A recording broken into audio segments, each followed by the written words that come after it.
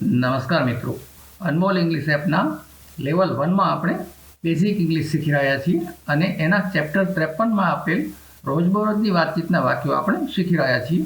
આજે આપણે વાક્ય નંબર 521 થી 530 શીખવાના છે. તો ચાલો શરૂ કરીએ. વાક્ય number 521.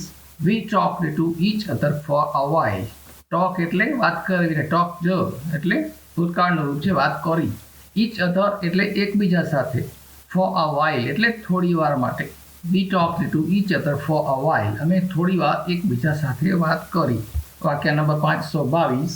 what do you do in your free time? તમે તમારા ફ્રી ટાઈમમાં શું કરો છો? નવરાશના સમયમાં શું કરો છો?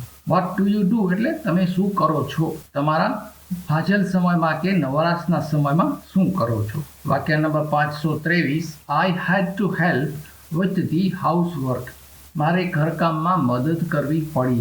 હેડ ટુ હેલ્પ એટલે મદદ કરવી પડી અને હેવ ટુ હેલ્પ હોય તો મદદ કરવી પડે છે. આઈ હેવ ટુ હેલ્પ હોય તો મદદ કરવી પડે છે એમ થાય અને હેડ ટુ હેલ્પ એટલે મદદ કરવી પડી. વાક્ય number 524. I think there has been some misunderstanding here.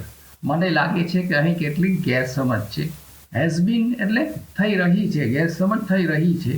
ભૂતકાળમાં શરૂ થયેલી કોઈ ઘટના હજી ચાલુ હોય તો હેઝ બીનનો ઉપયોગ થાય અને મિસઅન્ડરસ્ટેન્ડિંગ એટલે ગેરસમજ. વાક્ય number 525. Vote do you want me to do? તમે મારી પાસે શું કામ કરાવવા ઈચ્છો છો? વોન્ટ મી એટલે મને, ઈચ્છો છો તમે શું કામ કરવા માટે.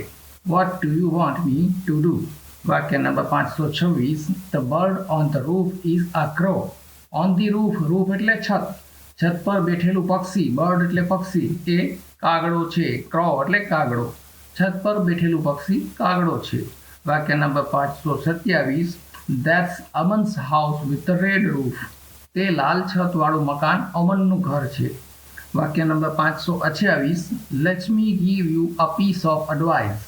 હું તમને એક સલાહ આપું. પીસ ઓફ એડવાઇસ એટલે સલાહ આપવી.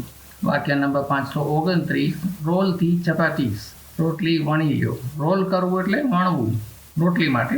રોટલી વણવા માટે રોલ કરવું શબ્દ વપરાય. રોલથી ચપાટીસ એટલે રોટલી વણી લ્યો. વાક્ય number 530. Do you feel any pain in your stomach? Stomach એટલે પેટ, પેઇન એટલે દુખાવો, ફીલ કરવું એટલે અનુભવવું. શું તમે પેટમાં દુખાવો અનુભવો છો? શું તમને પેટમાં દુખે છે? Do you feel any pain in your stomach? આ સાથે આજનો વિડીયો પૂરો થાય છે. વિડીયો જોયા પછી તરત જ અનમોલ ઇંગ્લિશ એપમાં આ ચેપ્ટરની સાથે આપેલ લિસન, થિંક, સ્પીક પદ્ધતિ મુજબની પ્રેક્ટિસ જરૂર કરી લેજો. દરેક વખતે વિડીયો જોયા પછી તરત જ એપમાં આપેલી પ્રેક્ટિસ પણ કરી લેશો તો થોડાક જ સમયમાં તમને ગ્રામરના નિયમો યાદ કર્યા વગર જ સરળતાથી ઇંગ્લિશ બોલતા આવડી જશે.